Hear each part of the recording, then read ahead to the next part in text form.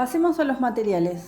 Utilicé este Dralon o Cashmilon gruesito y una aguja número 8. ¿Por qué una aguja tan gruesa, siendo que lo recomendado para esto es un 4 o 5? Bueno, porque probé tejerlo con una aguja número 6, pero el resultado me pareció tosco. Quería algo un poco más mullido, ¿sí? Esto no sé si se llega a apreciar, ¿sí? Hay una diferencia en cantidad de puntos, ¿sí? Y esto quedó más blandito y esto un poco más rígido. Tiene que ver también con la forma en la que yo tejo, que es un poco apretada. Pero bueno, esto va en gustos personales, ¿sí? Y ahí es donde entra a jugar las elecciones que cada uno hace. ¿Cómo conseguí las medidas? El par este lo tejí para mi hija de 9 años. Cenicienta nos va a ayudar a graficarlo. Hola a todos, ¿cómo están? Me encanta ser parte de este programa. Bien, necesitamos sus piecitos. Lo importante acá es que la polaina pase a través del pie, ¿sí? Parece algo obvio, pero hay que tener en cuenta que el tejido cede hasta cierto punto, ¿sí? Y las cadenas, que son las que están acá abajo, son menos elásticas que el resto, ¿sí? Acá esto es todo lo que da y acá cede muchísimo más. Por eso, en general se recomienda las cadenas iniciales tejerlas con una aguja más grande, sobre todo si sos de tejer apretado. Es muy importante más que nada cuando se tejen prendas. Por ejemplo, yo una vez tejí una remera siguiendo unas instrucciones que comenzaba desde la cintura, ¿sí? Quizás era 2 piezas o la tejí en círculo, la verdad que no, en este momento no recuerdo ese detalle. Pero arrancaba de la cintura montando las cadenas. ¿Y qué pasó? Tenía una cantidad de puntos determinados de acuerdo al punto fantasía y al talle que estaba tejiendo. Y bueno, y quedó rígido eso. O sea, la remera entraba, ¿sí? Pero en la cintura se sentía como que calzaba justo, ¿sí? O rígido, no elástico.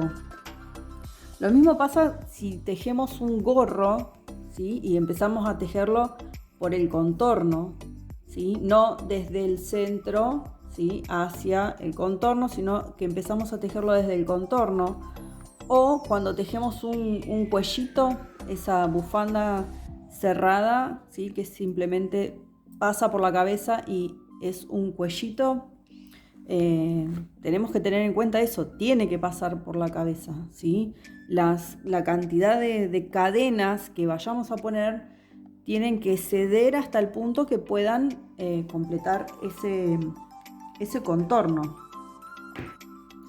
Para el caso de la polaina vamos a medir el contorno del talón, ¿sí? Vamos a tomar esta medida. A ver. Esto es lo que necesitamos, que pase por esto, ¿sí? Lo podemos medir así, podemos hacer piecito de bailarina y lo medimos. En el caso de mi nena, la medida es de 27 centímetros, la mía, por ejemplo, es de 30. Se podría tomar como referencia el gemelo también, pero si dejamos que las cadenas sean la base, calcen aquí debajo, la parte superior, la que rodearía al gemelo, se va a ajustar bien. Por esto mismo que decía de que la terminación del tejido cede más que el inicio. Y después nos queda medir la altura que queremos, desde dónde hasta dónde ¿sí? Van a llegar esas polainas. Para el caso de estas que tejí yo, ¿sí? Tienen 22 centímetros de alto, y si fueran para mí tendrían 24 centímetros.